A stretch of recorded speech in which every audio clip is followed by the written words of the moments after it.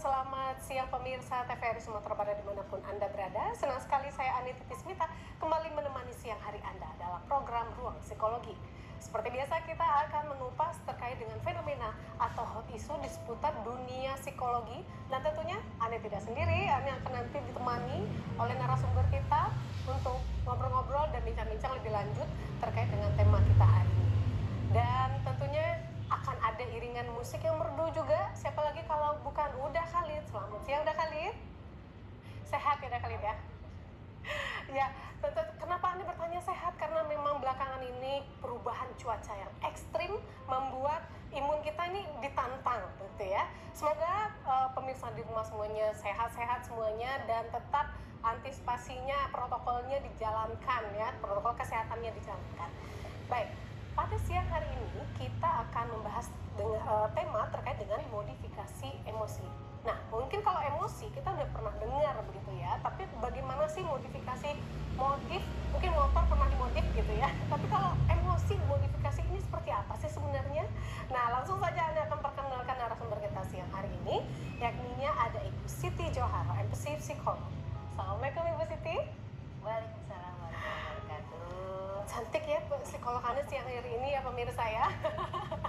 Bu Siti, Ibu terutama Ibu juga trainer, juga writer ya, juga penulis seperti itu. Ya. Ada beberapa buku yang sudah Ibu terbitkan, diantaranya adalah modifikasi emosi, seperti itu? Iya betul. Ya.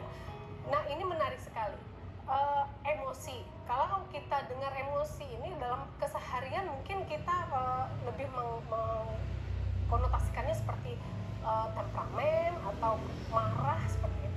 Jangan emosi dong. Itu kan seolah-olah emosi itu adalah marah, negatif. Dan kalau kita lihat sih sebenarnya emosi ini hal yang tidak terlepas dari keseharian kita begitu ya di sini ya. Kemudian ada positif, ada negatif. Kemudian, nah 2 tahun belakangan kita dihadapkan dengan pandemi. Nah sepertinya dari berita, dari sosial media, ini akan ada peningkatan regulasi emosi. Apakah dengan cara yang tepat atau tidak? Nah, Ana akan tanya dulu ke Bu Siti. Sebenarnya fenomena ini kalau Bu Siti melihat ini penyebabnya lebih kemana? Bu Siti. Oke, terima kasih atas pertanyaannya ya Ana, keren banget ya pertanyaannya ya pemirsa. Kalau cari penyebab itu berarti kan root cause ya, akar masalah, atau bisa jadi stimulus yang muncul itu apa sih sehingga membuat orang memunculkan emosi-emosi tertentu. Kalau kita kembali pada fenomena yang terjadi terutama di Indonesia ini, banyak sekali setelah pandemi ini banyak yang di PHK mungkin ya, kalau employee ya, banyak perusahaan-perusahaan yang gulung tikar, kemudian ada juga para pebisnis yang sangat bingung itu gimana caranya untuk mendapatkan margin.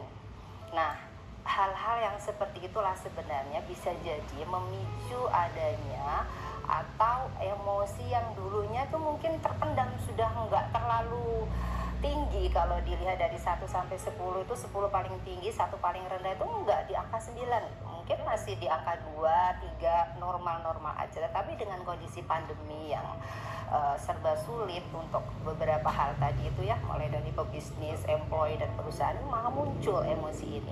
Nah sebenarnya kalau orang-orang menyebut emosi itu adalah negatif positif, itu bisa jadi benar, bisa juga jadi enggak kan. Maksudnya adalah Allah menciptakan manusia untuk punya emosi, itu ada loh maksudnya. Kebayang nggak sih, misalkan nih dalam suatu pebisnis gitu ya, bisnisnya bangkrut, nggak untung sehingga gulung tikar, masa nggak sedih? Pasti dong sedih. Nah ketika muncul rasa sedih atau emosi yang nggak memberdayakan ini, bagaimana sih caranya menggunakan emosi sedih ini untuk tetap berdaya? Artinya diawali dengan apa? Diawali dengan mungkin acceptance dulu. Aku terima kesedihan ini, aku terima kebangkrutan ini. Kalau yang di PHK, aku terima kok aku di PHK. Pasti ada sesuatu dong yang membuat aku di PHK. Atau seorang leader gitu kan, menerima kondisi anggotanya yang mungkin sekarang serba nggak enak semuanya, dari sisi psikologi, membuat performanya turun gitu, diterima dulu. Baru setelah diterima dari beberapa stimulus-stimulus tadi, how to, bagaimana caranya, atau what do you want, apa yang kamu inginkan setelah ini, gitu intinya. Jadi sebenarnya emosi ini banyak sekali. Kenapa muncul emosi? Permasalahan-permasalahan yang dihadapi banyak sekali. Tapi emosi tentu ada loh maksud di balik itu. Gitu Ana. Ya. Kalau kita karena masih di awal, kita bahas dulu dasar-dasar emosi itu sendiri. Emosi ini sebenarnya ada berapa macam sih? Karena masih banyak dalam penggunaan kata emosi sehari-hari. Ini masih banyak yang salah kaprah. Seperti yang Anda sampaikan di awal tadi. Jenisnya berapa? Apa-apa saja? Seperti itu positif. Jadi kalau emosi banyak orang memahami, anggaplah negatif dan positif ya. Kalau negatif itu marah, masuk, sedih, ngerasa bersalah, sakit hati, galau, jijik, cemburu. Nah, itu masuk ke dalam kategori emosi yang tidak memberdayakan. Aku lebih menyebutnya adalah emosi yang nggak memberdayakan. Gitu ya. Kemudian yang kedua adalah emosi yang memberdayakan, atau orang awam menyebutnya adalah emosi positif.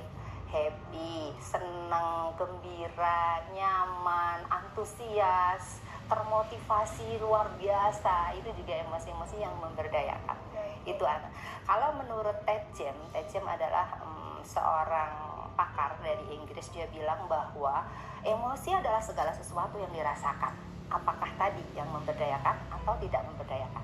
Itu disebut dengan emosi. Positif atau negatif tadi? Ya, itu emosi. Jadi orang awam kan bilang emosi itu yang marah gitu. Enggak. Senang yang berlebihan itu juga emosi. Kalau dalam psikologi disebut orang ini bermasalah adalah ketika overlapping. Apakah emosi yang tidak memberdayakan atau emosi yang memberdayakan, yang terlalu tinggi atau overlapping, itu yang perlu justru harus datang ke psikolog. Baik positif maupun negatif. Karena kalau kondisi normal-normal aja, orang dalam kondisi sedih karena ditinggal pasangannya, sedih karena ditinggal orang tuanya kan biasa. Tetapi yang sedih berlebihan, yang pada akhirnya membawa produktivitas seseorang ini semakin turun, itu yang perlu diwaspadai. Gitu, Nah, itu nanti menarik bagaimana meregulasinya, mengubahnya dalam bentuk yang lebih memberdaya gitu ya. Apalagi di dunia kerja, seputar keseharian di dunia kerja pasti sangat penting ya Bu Siti. Sangat penting banget karena mempengaruhi performance. Buku saya yang saya tulis, Modification of Emotion, itu for peak performance. Karena untuk apa memodifikasi emosi? Karena kalau tidak pada akhirnya berujung pada performa yang tinggi kan. Buku ini memang diperuntukkan untuk para employee sebenarnya. Nah, kalau emosi ini artinya setelah penerimaan tadi ada acceptance tadi itu berarti kan kita kita tidak masalah berarti mengekspresikannya apapun itu emosinya gitu ya Bu ya. Nah, kalau saran Ibu Siti sebenarnya harusnya seperti apa kita mengekspresikan, baik itu yang tadi yang memberdayakan atau yang positif tadi ataupun yang negatif atau yang tidak memberdayakan tadi itu. Ya. Oke, contoh saja ya kasus dalam kehidupan kita sehari-hari ya para pemirsa ya. Kita ngadepin sesuatu yang membuat marah, misal didolimi temen misal ya, marah pasti dong, marah gitu. Nah, marah ini kita berpikir sejenak, apakah marah ini akan membawa kehidupan kita pada hal-hal yang lebih mensukseskan diri kita, ataukah marah ini akan membawa keterpurukan bahkan menggelinding ke bawah dalam kehidupan kita. Yang nomor satu, acceptance kita terima dengan menarik nafas, menghembuskan nafas. Biarkan amigdala kita memprogram, terbuka untuk kembali memerintahkan terhadap tubuh kita. Behavior mana atau perilaku mana yang akan kita pilih dengan marah ini? Apakah dengan diam menerima kemudian kita nggak melakukan apa-apa? Ataukah dengan diam dan menerima lalu take actionnya apa? Nah, orang yang berdaya adalah orang yang menerima apapun emosi yang dia rasakan. Apakah misalkan nih dapat uang 1 miliar, seneng banget, nah itu kan sangat berbahaya juga kalau overlapping ya. Bisa jadi dalam sekejap pakai senengnya dipakai untuk yang lain-lain gitu ya, 1 miliar cepat habis bisa jadi kan. Nah, kalau yang sedih, apakah terpuruk diem di kamar terus, kemudian nggak ngapa-ngapain gitu ya, makan aja nggak mau, kemudian ketemu orang juga malas karena kesedihan tadi atau kemarahan tadi, yang akhirnya nggak berdaya. Nah, intinya adalah setelah acceptance, maka what do you want? Apa yang kamu inginkan untuk hidupmu semakin sukses, hidupmu semakin berdaya. Oke. Gitu. Berarti sana ada proses kita seperti merenungi dulu, mengevaluasi dulu, berproses dalam diri kita, apa yang akan kita lakukan berikutnya. Ya. Kita mau melakukan apa begitu. Oke, ya. Jadi saya tambah lagi, setelah kita melakukan yang namanya acceptance tadi, menerima, maka affirmation. Kalimat apa sih yang perlu kamu ucapkan dalam dirimu sebagai self talk-nya? Ngomong apa sih kamu? Dan ngomong apa itu terkait tentang value ataupun yang disebut dengan belief system. Belief system itu keyakinan, oke, aku terima ini, aku yakin aku bisa melalui masalah yang sesulit apapun setelah ini. Misal pebisnis atau orang, si owner yang punya perusahaan, aku pengen majukan perusahaan ini dengan apa? Misal dengan mencari tahu apa sih sebenarnya akar masalah yang membuat perusahaan ini turun, gitu kan? Setelah emosinya diterima tadi, kemudian afirmasi apa yang diucapkan? Oke, aku insya Allah bisa melewati ini dengan menarik nafas dan mengembuskan nafas, dan aku akan tetap tegar, aku akan melakukan 1 di tahun ini, 2 di tahun berikutnya, 3 di tahun berikutnya. Kemudian masuknya lagi ke tahap berikutnya itu manajemen sosial. Sehingga apa? Ketika dia punya manajemen sosial, maka ketemu orang juga happy, nyaman, proyek-proyek datang. Jadi kalau karyawan diwawancarai juga menyenangkan, pede, sehingga diterima di perusahaan-perusahaan perusahaan yang dia inginkan, perusahaan apa. Itu ada. Tapi kalau tidak hati-hati bisa jadi kata-kata afirmasi tadi itu jatuhnya ke toxic positivity nggak sih Bu ya? Maksudnya kita jatuhnya kayak denial, kita menolak emosi yang sedang kita alami. Nah, bagaimana caranya biar kita jatuhnya tuh tidak pengalihannya nggak salah nih gitu Bu ya? Maksudnya memang positifnya itu ya memang tepat, penggunaan afirmasi positif itu tepat gitu. Bukan menolak emosi tadi itu. Jadi apapun emosi yang kita rasakan, terima. Oke, aku terima. Jadi ketika orang mengalami emosi tertentu, kemudian merasa aku kayaknya nggak bisa deh nerima ini, aku denial deh, ya itu nggak akan berdaya. Karena bagaimanapun ya kamu tetap kehilangan gitu. Ya bagaimanapun kamu tetap nggak diterima di perusahaan yang kamu impikan. Bagaimanapun memang kenyataannya adalah perusahaanmu bangkrut gitu. Bagaimana mungkin kesedihan yang diberikan oleh Allah Subhanahu wa Ta'ala yang itu adalah sebagai sinyal kamu nggak nerima, ya justru akan membawa orang tersebut pada kondisi yang sangat terpuruk dan nggak berdaya. Nah, di akhir kata, mungkin ya di akhir dari apa sih yang harus kita lakukan dari emotion modification ini adalah pemaknaan. Nah, apa makna di balik peristiwa yang kamu alami ini? Apa makna di balik rasa yang terjadi pada dirimu? Apakah sedih, takut, merasa bersalah, sakit hati, tenang, nyaman, happy? Itu apa maknanya? Kamu disuruh oleh Allah apa sih di dunia ini? Oke. Berarti di sana ada campur tangan iman juga di sana ya? Iya, betul. Untuk memaknai peristiwa yang datang atau yang kita alami. Betul sekali. Ketika pemaknaan itu ada, maka emosi yang tadi tidak memberdayakan pelan-pelan berproses. Anda betul sekali tadi menyebutnya dengan meregulasi emosi. Jadi ada regulasi emosi menuju apa? Menuju emosi yang memberdayakan. Mungkin di awal adalah zero dulu deh, sedihnya sudah enggak, tapi ya oke lah, biasa aku terima gitu. Belum senang nih. Lalu nanti proses menuju oke, semakin hari kayaknya aku nyaman, dan ada loh makna di balik peristiwa yang kemarin itu ternyata ini nih maksud Allah nih. Nah, baru muncul emosi yang memberdayakan tadi. Nah, bagaimana kita bisa menandakan atau melihat clue bahwasanya kita nih sudah lewat nih fase acceptance-nya sudah, kemudian memaknainya sudah, kemudian kita sudah di posisi yang oke, kita siap untuk melejit lagi. Itu gimana kita melihat itu ya, positif? Kalau ngomong-ngomong tentang emosi kan rasa ya Ana ya, kita bisa ngelihat dari diri kita nyaman apa enggak sih ngadepin sekarang ini. Misal 1 tahun kemarin itu kondisinya aduh aku marah dan sedih banget.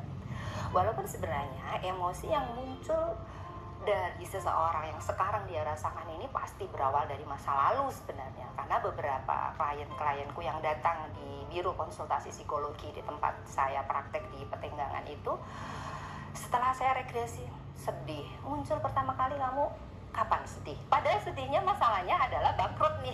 Dia bisnis baru, aduh lumayan sih 100 juta modalnya gitu kan, tahu-tahu nggak untung tinggal 50 juta, uangnya kan sedih, wajar gitu ya.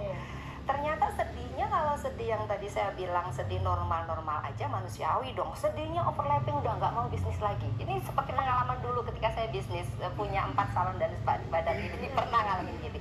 Setelah diregresi ternyata pola asuh orang tua dulu yang sebenarnya belum terselesaikan terkait tentang inner child dia. 10 tahun pernah dikata-katain oleh ayahnya, sehingga muncul rasa sedih yang tersimpan di unconscious atau pikiran bawah sadarnya ke bawah ketika sekarang dia berbisnis bangkrut. Gitu, Ana. Jadi Nah, pola asuh tadi itu juga menentukan mempengaruhi bagaimana banget, mempengaruhi. kita menyikapi Betul. peristiwa yang kita Nah, ternyata setelah sekarang ini seperti yang Ana tanya tadi terkait tentang klienku tadi, ya kamu nyaman nggak gitu dengan kondisi sekarang. Kalau sudah menerima biasanya lebih nyaman ya, regulasi sudah ada biasanya lebih nyaman, take actionnya pun akan lebih cepat menuju goal yang dia inginkan dibanding orang yang masih terpuruk di sini tadi, yang nggak memberdayakan, yang nggak selesai gitu, sampai nggak makan, sampai kurus gitu ya, sampai dokter bingung gitu kan, ada klien kan ini sakit apa mengenaskan, ini penyakitnya apa loh, tensinya oke aja, terus nggak ada mahnya ada sedikit gitu kan, tapi nggak ada tuh penyakit kronis, tapi kenapa kok nggak pernah keluar rumah, ketakutan yang berlebihan, nggak berani bisnis lagi gitu kan, sangat tidak memberdayakan gara-gara apa, emosi tadi. Oke, baik, seru sekali Bu Siti, kita tahan dulu.